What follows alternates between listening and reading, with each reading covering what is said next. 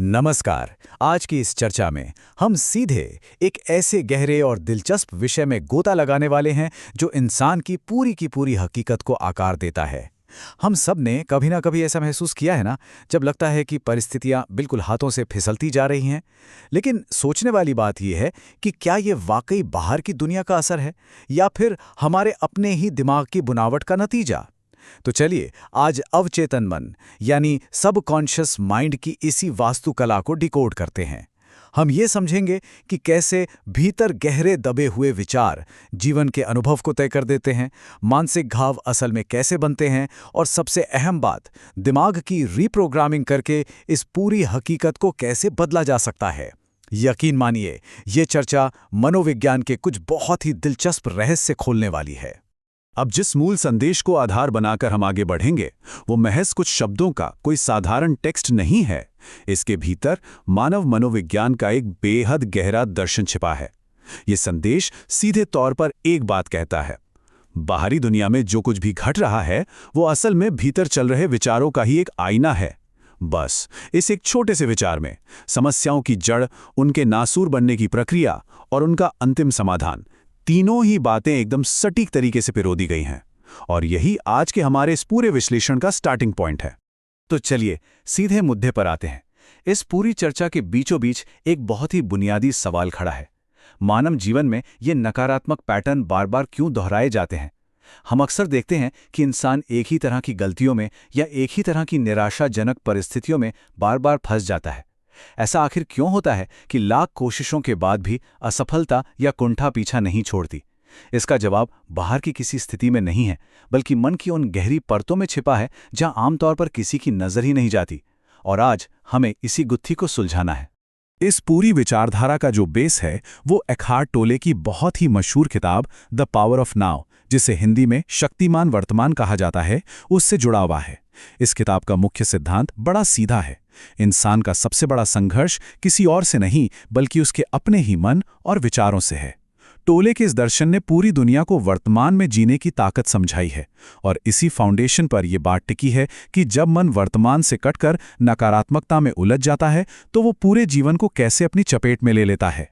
यहां सबसे गौर करने वाली बात यह है कि अगर जीवन में कुछ भी नेगेटिव हो रहा है तो उसका सीधा सा मतलब यह है कि अवचेतन मन में कहीं ना कहीं नकारात्मकता ने अपनी जड़ें मजबूत कर ली हैं। ये बहुत ही पावरफुल बात है। अगर बहुत ज्यादा हताशा या निराशा महसूस हो रही है तो वो बाहर की वजह से कम और अंदर जम चुके विचारों की वजह से ज्यादा है।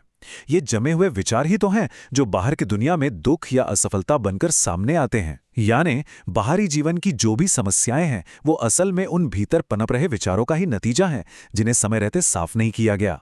और जब इन नेगेटिव विचारों को इग्नोर किया जाता है तो क्या होता है? यहीं पर एक बहुत ही भारी और खौफनाक शब्द आता है, नासूर। नासूर का मतलब समझते हैं? एक ऐसा घाव जो अंदर ही अंदर रिश्ता रहता है और कभी भरता नहीं। जिस भी चीज को लंबे समय तक अनदेखा किया जाता है वो एक दिन नासूर बन ही जाती है। शुरुआत में जो समस्या कंट्रोल में होती है, जिसका इलाज बिल्कुल मुमकिन होता है, वही अनदेखी के चलते एक लाइलाज बीमारी में बदल जाती है। फिर स्थिति पूरी तरह से हाथ से निकल जाती है। मन की नकारात्मकता को इग्नोर करने की ये कीमत वाकई बहुत बड़ी है। तो यहां पर एक बहुत ही दिलचस्प और एकदम साफ चॉइस सामने आती है।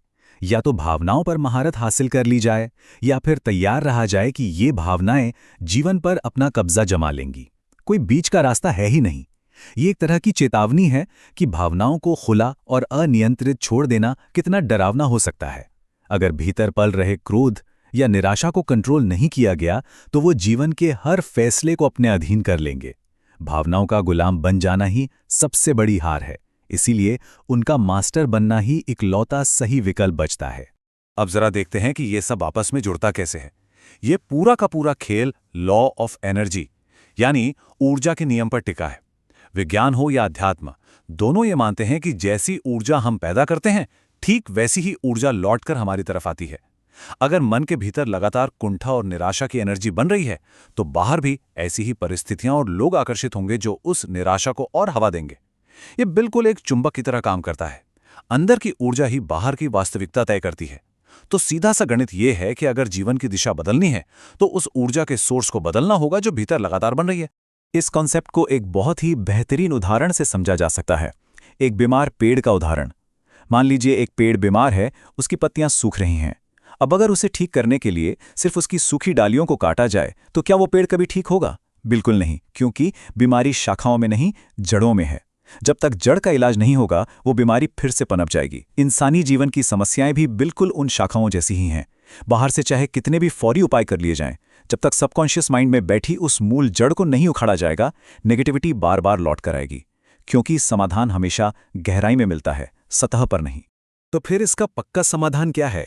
अच्छी खबर यह है कि अवचेतन मन जितना शक्तिशाली है उतना ही लचीला भी है। इसे पूरी तरह से रीप्रोग्राम किया जा सकता है।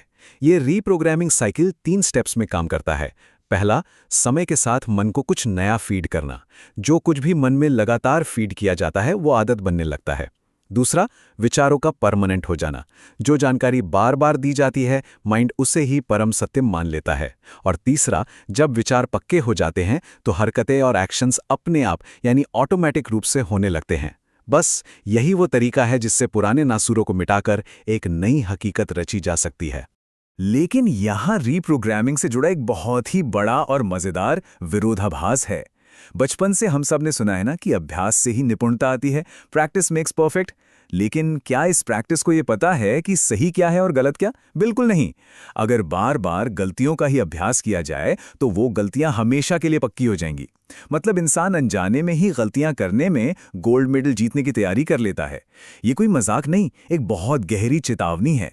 जिस भी चीज का अभ्यास होगा, चाहे वो निराशा हो या कोई भी बुरी आदत, अवचेतन मन उसी में इंसान को एकदम माहिर बना देगा। तो इस पूरी चर्चा के अंत में एक बहुत ही अहम सवाल खड़ा होता है। आज ठीक इसी पल अवचेतन मन की जमीन में किस तरह की ऊर्जा के बीज बोए जा रहे हैं? क्या ये वो बीज हैं जो कल एक शांत और सकारात्मक जीवन का पेड़ बनेंगे, या फिर अनजाने में कुछ ऐसे विचार पाले जा रहे हैं जो आगे चलकर एक लाइलाज नासूर बन जाएंगे? मन तो बस एक उपजाऊ जमीन है, उसे इससे कोई फर्क नहीं पड़ता कि बीज कौन सा है। उसका काम सिर्फ उस बीज को बड़ा करना है। ये एक ऐसा सवाल है जिस पर गंभीरता से विचार करना जीवन की पूरी दिशा बदल सकता है, क्योंकि आज बोई गई विचारों की फसल ही कल की हकीकत बनने वाली है।